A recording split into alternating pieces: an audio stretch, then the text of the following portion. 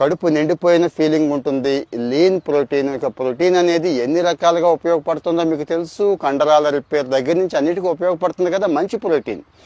ఇదొకటి. రెండోది omega 3 fatty acids అండి. అంటే బాడీ ఫంక్షనింగ్ దగ్గర నుంచి బుర్ర ఫంక్షనింగ్ వరకు కూడా ఒమేగా 3 ఫ్యాటీ యాసిడ్ ఎంత ఉంటే అంత మంచిది కదా. ఇందులో దండిగా ఉంటుందండి. ఎందుకంటే బాగా ఎండబెట్టి ఉంచుతారు కాబట్టి పనికి మాలినటువంటి సారం కానీ నీరు కానీ అంతా పోతుంది కాబట్టి ఇక్కడ మంచిగా ఉంటుంది. ఇంకా రెండోది వచ్చి కాల్షియం అండ్ ఫాస్ఫరస్ బాగా దండిగా అందుద్దండి. జనరల్గా మన వాళ్ళకి సమస్య ఉంది అందరికీ కూడా. పుట్టుక్కుమని ఎముకలు ఇరిగిపోతున్నాయి చూస్తున్నాం కదా.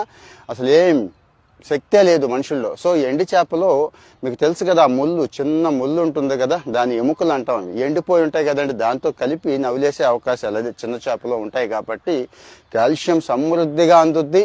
ఆ ఇంటేక్లో ఫాస్ఫరస్ కూడా సమృద్ధిగా అందుద్దండి. సో మరి ఎండి